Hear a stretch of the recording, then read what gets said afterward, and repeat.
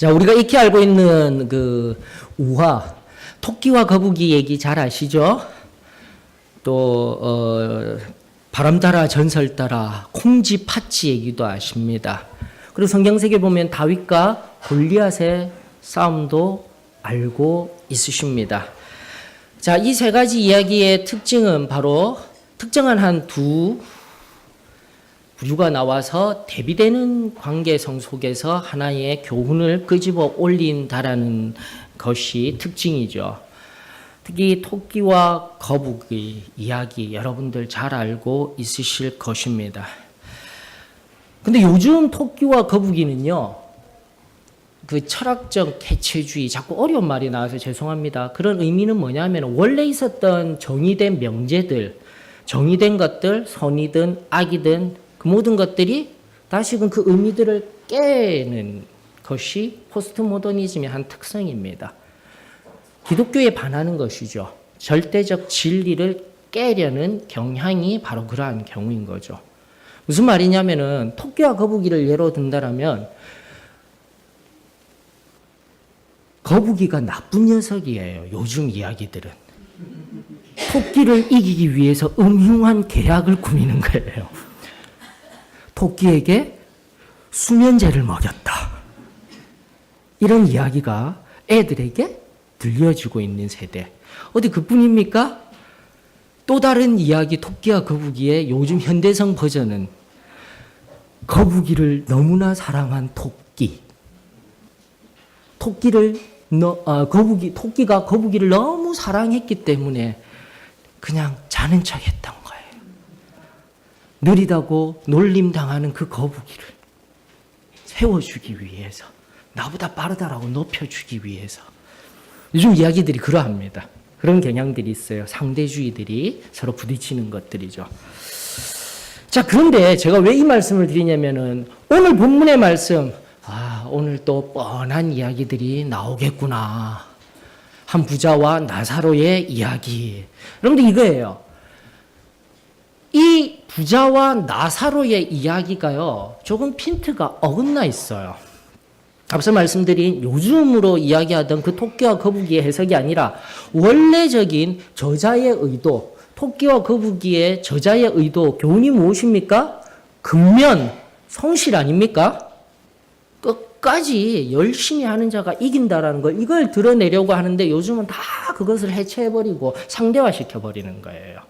근데 생각보다 우리의 가치관, 세계관, 계속해서 재물, 마모나스라는 모든 것이라는 개념 속에서 우리가 말씀을 통해서 살피고 있는 것들, 나도 모르는 사이에 내가 그렇게 생각하고 바라보고 있다라는 것을 우리가 잊지 아니하였으면 좋겠습니다. 부자와 나사로, 죄송하지만 부자, 나사로의 이 대비되는 구도가 아니에요. 지금의 본문의 말씀은. 여러분들 이 본문의 말씀은요, 어디와 누구와 대비를 하고 있냐면, 먼저로 본문 속에 나사로는요, 그냥 부자의 집에 있다가 죽은 사람이에요. 그리고 아브라함의 품에 품겨져 있지 말 한마디 안 하고 있어요. 이 이야기의 주된 주인공은 바로 부자인 겁니다. 원래 대비되는 관계.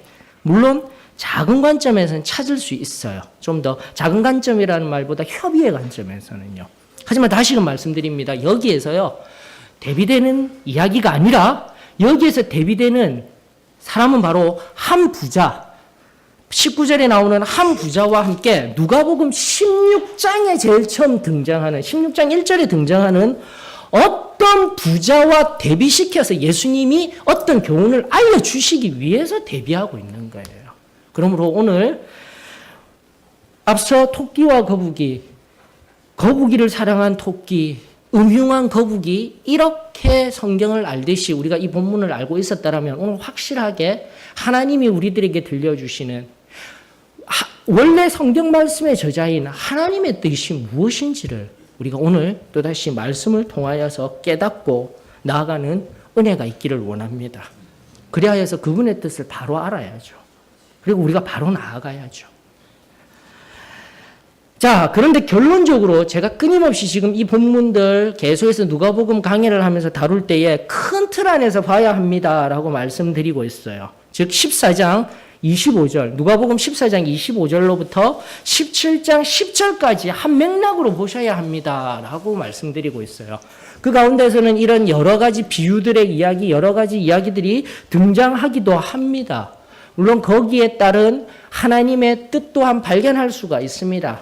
그러나 지금 계속해서 우리가 살피듯이 14장 25절로부터 17장 10절을 큰 틀에서 바라보면서 알려드린 바와 같이 참된 성도의 삶을 향한 하나님 아버지의 뜻, 이것을 우리들에게 알려주는 귀한 본문의 말씀이다라는 거죠.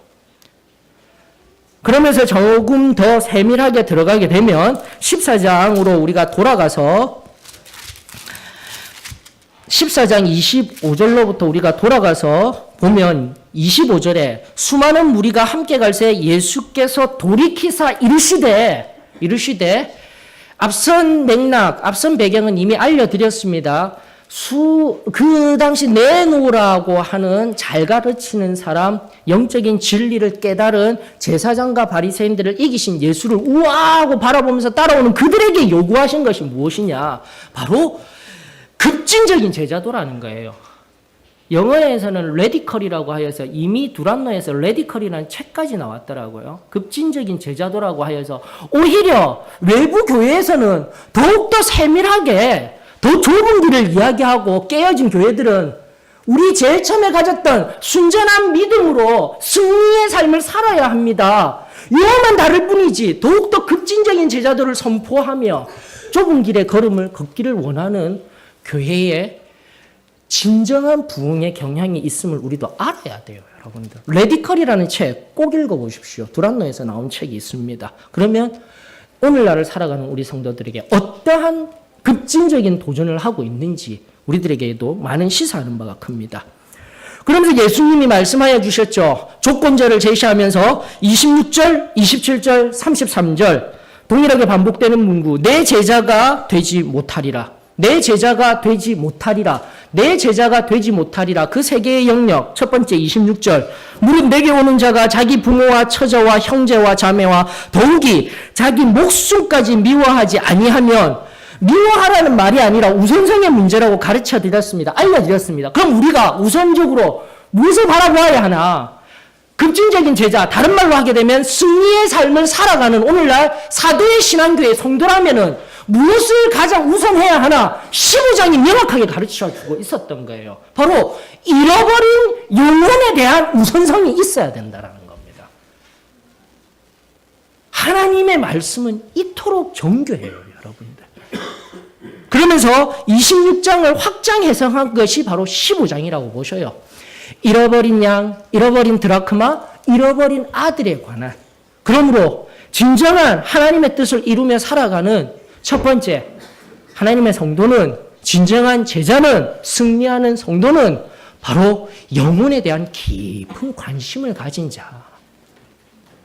우리 단순하게 은혜 받았을 때, 구원의 은혜, 성결의 은혜, 성령의 침례 받았을 때 우리의 심령 가운데는 샘솟는 듯한 하나님 사랑, 이웃 사랑이 있었습니다. 영혼을 품으며 영혼을 향하여서 울며 매달려 그 한 영혼이 깨어지기까지 기도하던 때가 있었습니다.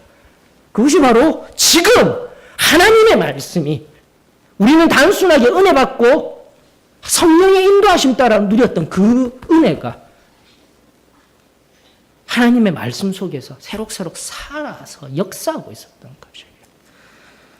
다시 한 번 더 26절, 14장 26절의 말씀과 15장의 말씀을 연결하여서 진정으로 나에게 필요한 오늘날의 가장 중요한 제자도, 승리하는 삶의 한 특성, 한 영혼을 사랑해야 합니다.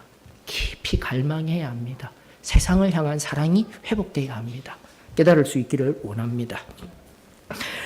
그리고 여러분들 27절은 잠시 내버려두고 33절 무엇에 관한 문제입니까? 이와 같이 너희 중에 누구든지 자기의 모든 소유를 버리지 아니하면 능히 내 제자가 되지 못하리라. 우리 16장, 누가복음 16장 쭉 살펴보고 있잖아요. 다른 것 아닙니다. 바로 소유, 재물, 아람어로 된 맘모나스라고 하여서 지난주에도 강의하였듯이 재물, 물질, 시간, 관계, 내 모든 것들, 그것을 온전히 하나님의 뜻대로 사용되어지는 것이 진정한 우리가 가진 재물의 법칙입니다. 라는 것 우리가 살펴드렸어요. 이게 16장 전체가 이야기하는 거예요. 즉 뚝 떼어내서 한 부자, 나사로 이 얘기만 하는 게 아니에요. 자, 그런 관점에서 27절이 바로 17장 1절로부터 10절 확장 해석이에요. 이제 내년도에 또다시 강의하며 다루게 될 14장 27절의 그 말씀이 17장 1절로부터 10절까지 다시 한 번 더 십자가를 지는 것이 무엇인지를 우리들에게 알려주고 있는 것입니다. 자, 그런 커다란 배경 속에서 오늘 16장 이 본문, 우리가 익히 잘 알고 있었다던 이 본문, 어쩌면 하나님의 마음과는 다르게 우리가 잘못 이해하고 있었던 것들, 처음으로 다시 돌아가서 제가 제일 처음 시작하였던 그 의미들을 기억하면서 원래 대비되는 것은 19절의 한 부자, 그리고 16절에 진정한 우리의 주인 되시고 풍성한 은혜의 부자 되신 우리 하나님과의 관계성 속에서 대비되어지면서 그 부자에 초점을 맞추며 그 부자가 무슨 말과 행동을 하여서 이 끔찍한 장소에 들어가 있는지를 우리가 살펴야 한다는 거예요. 그것이 바른 관점이다라는 것입니다. 자, 그런 배경 속에서 오늘 말씀, 이 배경 자체가 워낙 중요하였기 때문에 서론의 형식으로 나아갔지만 이 속에 녹아있는 의미들 하나하나는 이미 앞선 우리의 목사님들이 잘 설교해 주셨어요. 그리고 잘 선포해 주셨어요. 부자에 관한 이야기, 나사로에 관한 이야기, 그리고 한 영혼이 다시금 하나님 앞에 일어서는 이야기, 우리 그 전날에 그 말씀에 붙들려 엎드려 내가 부자와 같은 자입니다. 통곡하며 하나님 앞에 엎드렸던 기억들. 성경이 말하듯 아브라함이 이야기하듯 이것을 기억하라. 25절의 말씀과 같이 다시금 그 모든 그 전날에 우리에게 들려주셨던 하나님의 말씀을 기억하며 또다시 겸손히 나와 엎드려 주 하나님의 은혜를 구하는 복된 시간이 되어지기를 주의 이름으로 축원합니다. 자, 24절 바로 그 배경과 함께 이 부자라는 이 배경과 함께 24절 가장 중요한 이 본문의 키워드가 있는 절이 24절입니다. 24절 다른 얘기를 하는 것이 아니에요. 두 번째, 재물, 물질, 모든 것을 내가 가지고 있는 하나님의 자녀가, 하나님의 성도가 내가 가진 것을 가지고 무엇을 해야 하느냐, 하나님의 은혜를 받고 무엇을 해야 하느냐의 문제가 바로 24절 속에 있는 거예요. 긍휼히 여기는 삶을 살아야 한다는 겁니다. 이것이 16장이 의미하는 결론이에요, 여러분들. 사랑하는 성도 여러분, 어떠셔요? 다시 내가 예수 그리스도를 믿고 그 은혜에 충만하여져서 긍휼한 삶을 살아가고 있습니까? 아니면 나 자신을 바라보며 나 자신을 긍휼히 여기며 살아가는 삶을 살아가고 있습니까? 오늘 이 무릎 앞에 우리는 정직하게 엎드려야 해요. 어쩌면 나의 기도는, 나의 바람은, 나의 신앙함은 항상 나를 긍휼히 여기며 엎드리는 신앙이지 아니할까? 사랑하는 성도 여러분, 다시 한 번 더 긍휼함은 세상을 향해서 은혜 받은 성도가 흘려보내야 할 하나님의 귀한 복입니다. 저는 우리 소망교회를 통하여서 우리 한 사람 한 사람을 통하여서 하나님의 그 긍휼함, 다시금 이야기하지 아니하여도 그 긍휼함, 원어로 어떻게 번역되어 있습니까? 헬라어 엘레오스, 잡이라고 되어져 있죠. 히브리어, 이미 계속해서 지금 등장하는 히브리어 헤세드예요, 여러분들. 헤세드. 헤세드, 잡이, 인내함으로 번역된 그 용어는 다른 것이 아니라 그 원뜻은 시간, 변하지 아니하는 시간을 나타내며 사랑을 의미하며 힘을 나타낸다라고 하였습니다. 바로 그 긍휼함을 내가 덧입고 하나님께 긍휼함을 덧입고 사랑을 덧입어서 세상에 나아가 다시금 변하지 아니하는 신앙으로, 변하지 아니하는 마음으로 하나님 그 사랑으로 세상을 향해 하나님의 그 사랑을 흘려보내게 될 때에 거기에 바로 능력이 있는 거예요. 힘이 있는 거예요. 성령님이 일하시는 거예요. 긍휼함을 덧입은 우리들 다시금 세상에 나아가 긍휼함으로 하나님의 진정한 은혜와 사랑과 그 힘을 증거하는 저와 여러분들이 되어지기를 주의 이름으로 축원합니다. 이 부자 핵심적으로 잘못한 거 무엇입니까? 19절에 등장하고 있잖아요. 그가 잘못한 거 다른 거 없어요. 자세국가 고운 베옷을 입고 날마다 호화롭게 즐기더라라는 거예요. 우리가 앞서 이미 보았던 것 같이 재물과 불의한 재물은 분명히 다르다라고 했습니다. 재물 필요하다라니까요. 물질 필요하다라니까요. 우리의 시간 하나님이 주셨기 때문에 그 시간을 잘 활용하여서 우리 한 사람 한 사람이 지금 이 자리에 서 있는 거예요. 사랑하는 내 형제 자매, 지난주 말씀드렸죠. 무엇보다도 내 부모님이 계셨기 때문에 함께 부부로서의 가장 기초적인 그 관계가 있었기 때문에, 그 사랑의 관계가 있었기 때문에 우리가 여기에 서 있는 거예요. 이것을 정말 깨달아야 되는 겁니다. 그 가진 것을 가지고 하나님의 뜻대로 사용하게 되면 그것은 불의한 재물이 되지 아니하는 거예요. 옳지 않은 일에 사용한 청지기는 분명히 칭찬받았어요. 그 재물을 가지고. 하지만 그것을 내버려두고 나를 위해서만 아무렇게나 낭비하던 종은 하나님 앞에 책망받았다라는 거 이미 앞서 말씀드렸습니다. 동일한 패턴이에요. 여기에 등장하는 이 부자, 어찌 보면 세상적으로 보면 잘못한 거 없어요. 청부예요. 잘못하여서 비리를 저질러서 굉장한 죄를 범하여서 그가 재물을 얻은 것이 아니라 당연히 가지고 있는 자신의 재물을 가지고 그냥 호화롭게 잘 살았던 것뿐입니다. 하지만 성경이 말하는 것은 그가 가진 것들을 어떻게 하라고요? 다시 한 번 더 긍휼함으로, 하나님 앞에 받은 긍휼, 예수 그리스도를 먼저 알아야 되겠죠.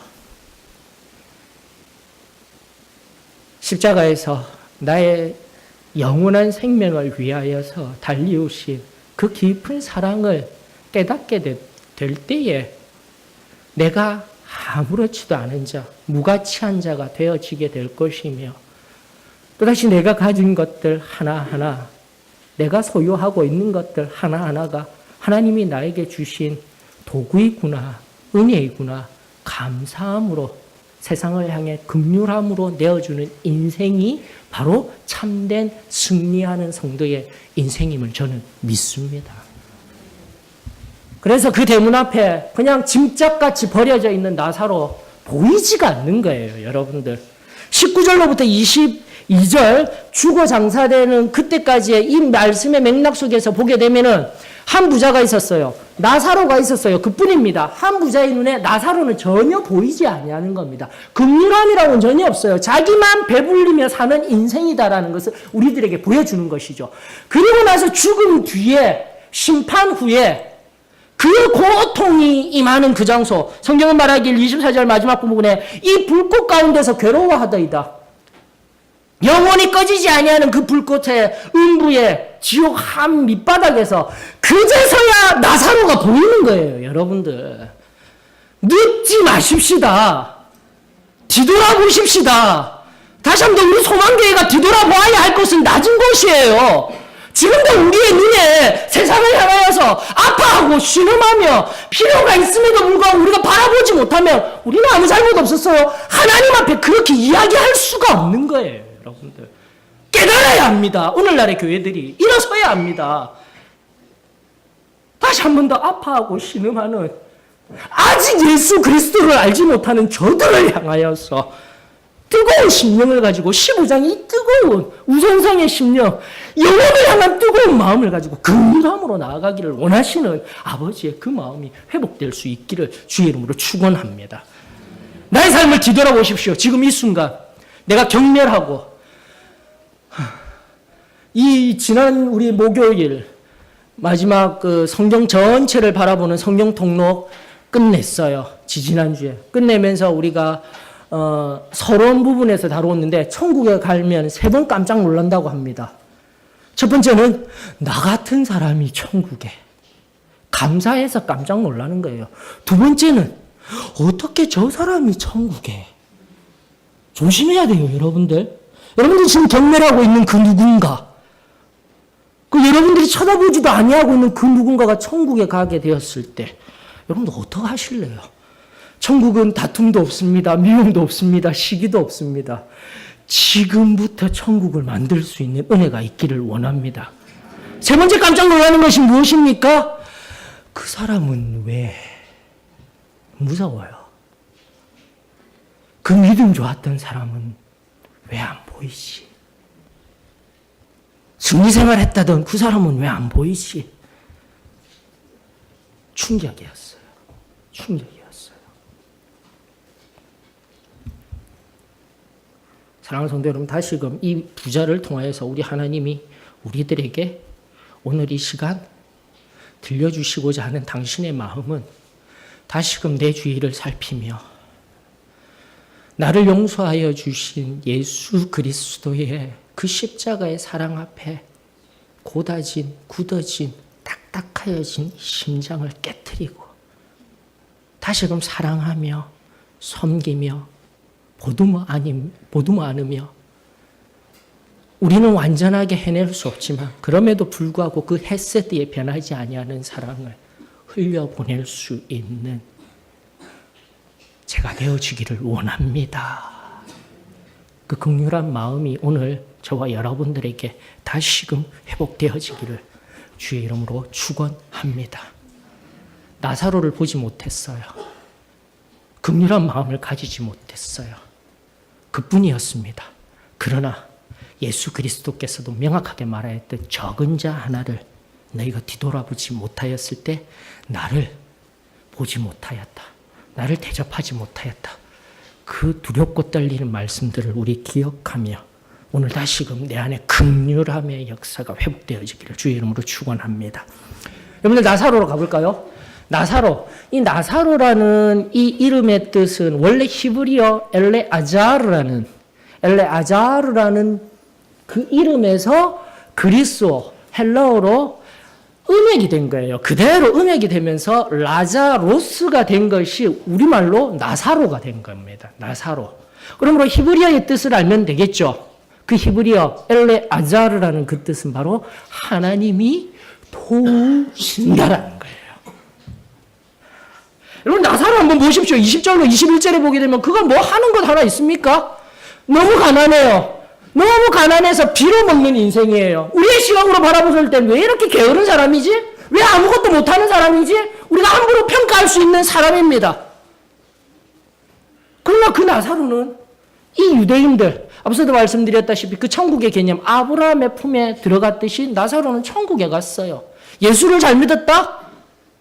예수님을 신뢰하였다? 그런 거 전혀 없습니다.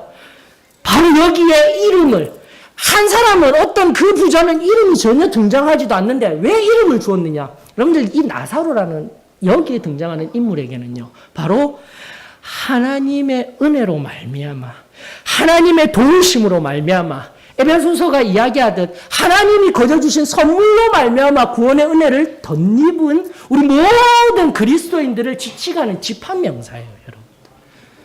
이걸 바로 깨달아야 돼요. 여러분들.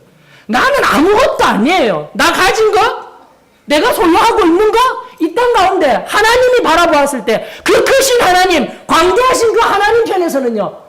고지 나사로와 같이 아무것도 아닌 존재임을 우리는 알아야 합니다. 고백해야 합니다. 이것을 깨닫게 될 때 나는 겸허해지는 거예요. 과거에 내가 어느 시점에서 이렇게 하였는데 그런 거 다 필요 없어요. 지금 내가 이렇게 무언가를 하고 있는데 다 필요 없어요. 오직 하나님의 은혜로 말미암아 하나님이 내어주신 그 사랑으로 말미암아 하나님이 십자가를 통하여서 나를 구원하여 주신 그 놀라운 은혜로 말미암아 나는 살아가는 존재입니다. 그것을 고백하게 될 때요. 바로 이 나사로는 아무것도 아닌 인생 같지만은 그 대문 앞에서 다른 누군가가 떨어뜨리는 음식 그걸로 살아가는 인생이지만 바로 그런 인생을 산 것을 보여주는 것이 21절의 말씀인 거예요. 여러분들. 부자에 떨어진 것으로 먹으려고 하는데 개가 와서 못합니까? 여기 헐어서 몸에 아마 그 이상한 종기들도 막 났던 것 같아요. 그러므로 일 못하는 거예요. 불쌍한 인생인 겁니다. 긍휼한 인생인 것입니다. 우리도 예수 그리스도를 모르게 되면 내 속에 썩어 문드러진 종기들이 일어나서 우리의 삶 속에 얼마나 더러운 말들, 더러운 행동들 아무렇게나 하는 인생입니까?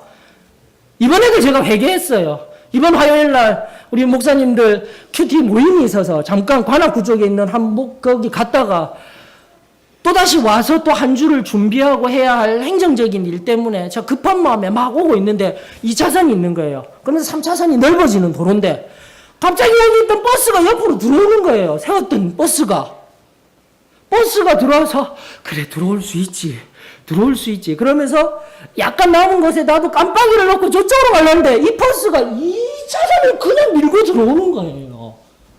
제가 어떤 상황이 되었겠습니까? 중앙선에 완전히 끼이는 상황이 된 거예요. 그래서 결국은 먼저 가서 딱 내렸어요. 내렸는데 버스 기사가 난리가 난 거예요.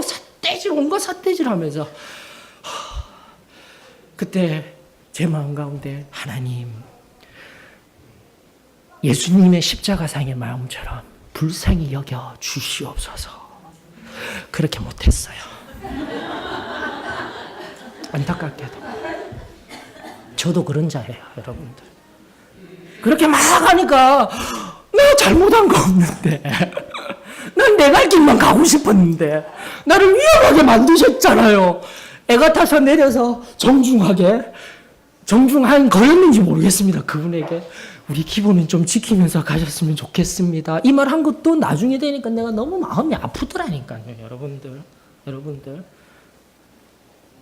이것을 이해하고 이해 못하고의 문제는 바로 하나님의 은혜 속에 있느냐 그렇지 못하느냐의 문제예요. 다시 한번 이 나사로와 같이 예수 그리스도를 알지 못하면 우리는 순간순간 예수님과 함께하지 못하고 은혜 받았다 할지라도 성령님과 함께하지 못하면 이 나사로와 같이 우리 영혼에 어떠한 냄새를 풍기면서 어떠한 비참한 모습 가운데 갈 수 있는지 여러분들 두렵고 떨리는 마음으로 우리를 점검해야 합니다. 겉은 멀쩡해 보여서 겉은 아무렇지도 않아 보이지만은 알잖아요. 지금 은혜의 자리에 있는지 말하는 것, 행동하는 것 지금 현재 덕을 세우며 사랑하며 섬기는 자인지 긍휼히 여기는 자인지 우리 다 알잖아요. 말을 안 해서일 뿐이지. 다시 한 번 더 하나님의 그 깊은 은혜에 들어가며 바로 그렇게 육신적으로는 그 종기가 나서 썩어서 없어지는 그 자리. 근데 그 개들이 와서 여러분들 이 21절의 의미들은요. 그렇게 떨어진 음식들 개들도 함께 먹으면서 이 나사로의 썩어 문드러져 떨어져 나가는 그 살점 아무것도 내어줄 수 없는 그가 개들에게 내어주고 있는 긍휼함의 모습을 보셔야 되는 거예요, 여러분들.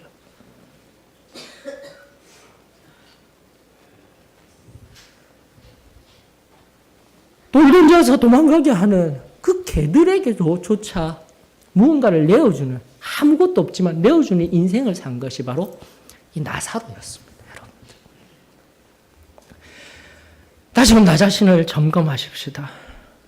오늘 성경에 말하듯 한 부자 모든 것을 다 가지고 많은 사람들이 바라봐도 좋을 것만 같은 인생 속에서 긍휼함 없이 살아가며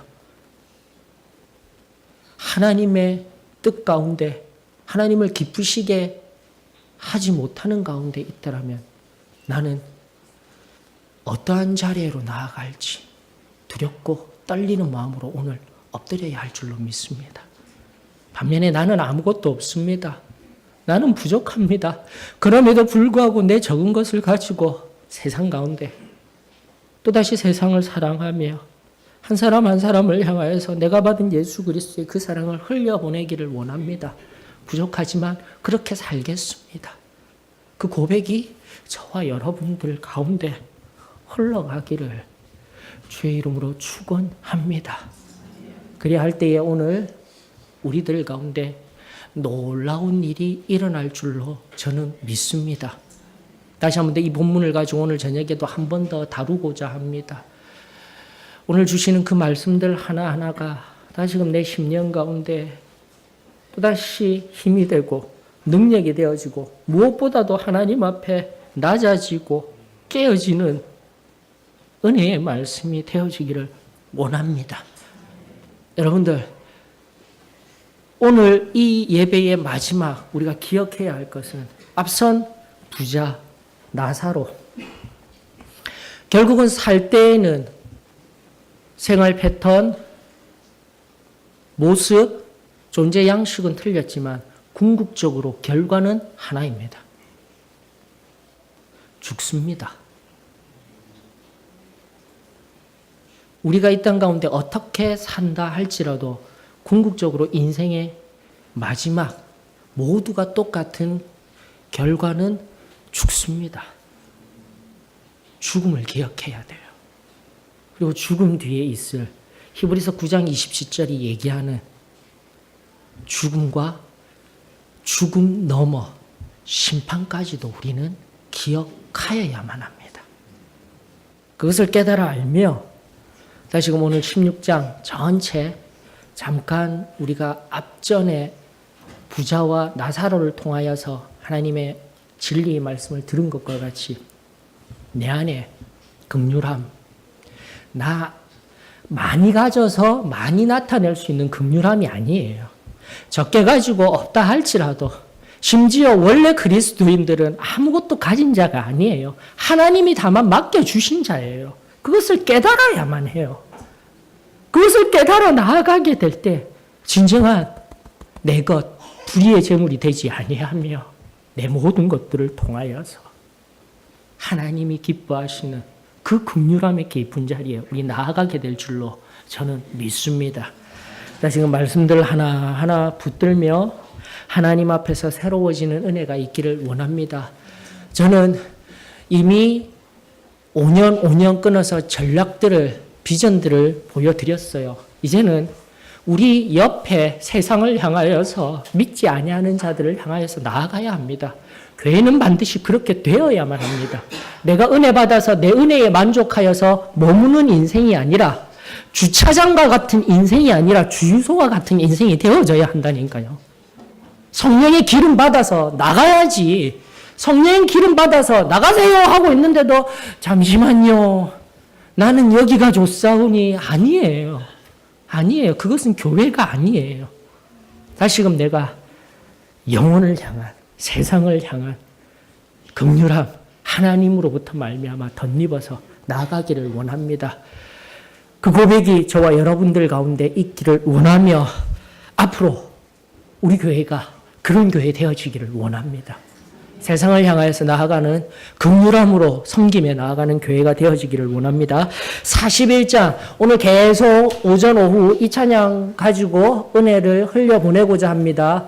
이 찬양 또다시 부르시면서 우리 주실 하나님의 은혜 사모하면서 엎드려 기도하는 시간 가지기를 원합니다. 41장 소망의 찬송가 41장 부르면서 기도하는 시간 가지십시다.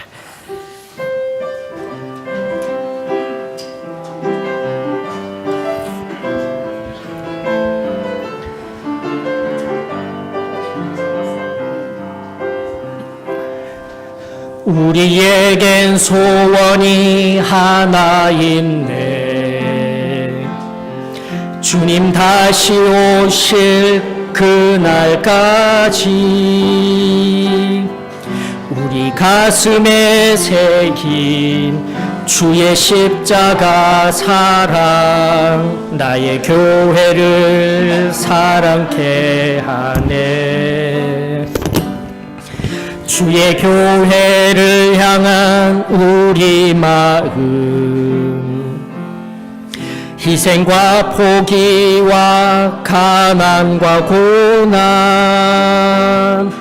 하물며 죽음조차 우릴 막을 수 없네. 우리 교회는 이 땅의 희망 교회를 교회되게 예배되게 우릴 사용하소서. 진정한 부흥의 날 오늘 임하도록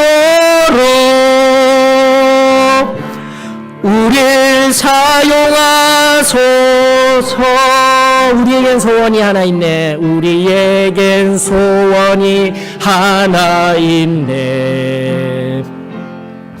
주님 다시 오실 그날까지 우리 가슴에 새긴 주의 십자가 사랑 나의 교회를 사랑케 하네. 주의 교회를 향한 우리 마음 희생과 포기와 가난과 고난 하물며 죽음조차 우릴 막을 수 없네. 우리 교회는 이 땅의 희망 교회를 교회되게 예배되게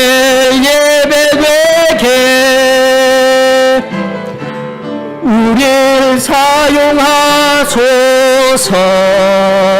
진정한 부흥의 날 오늘 임하도록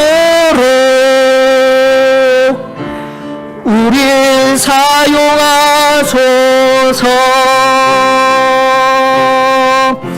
성령 안에 예배하리라. 자유의 마음으로 사랑으로 사역하리라. 교회는 생명이니 교회를 교회되게 예배되게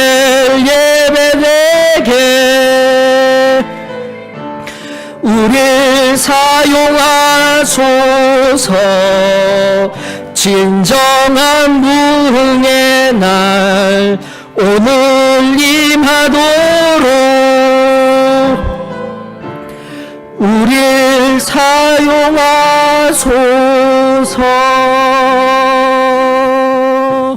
하나님, 이 시간 또다시 겸손히 엎드리게 하여 주시니 감사를 드립니다. 그 전날에 진정으로 뚜렷하게 받았던 그 은혜가 많이 퇴색하였습니다. 주님, 다시금 영혼을 향한 갈망, 진정한 긍휼함으로 세상을 품며 나아갈 사랑, 주님 회복되게 하여 주시옵소서. 그렇게 하나님의 은혜 받아 세상을 섬기라고 부름받은 것이 교회임을 믿사오니 다시금 오래된 우리의 습관들 이제로 다 내려놓게 하여 주시옵시고 겸손히 엎드려 하나님 주시는 귀한 말씀과 성령의 귀한 만지심 앞에 나 자신을 깨트리며 내어드림으로 하나님 앞에 온전히 사용되는 우리 한 사람 한 사람 되어지기를 원하오니 오늘 또다시 겸손히 묻습니다. 내 안에 숨은 죄악들이 있습니까? 잘못된 것이 있습니까?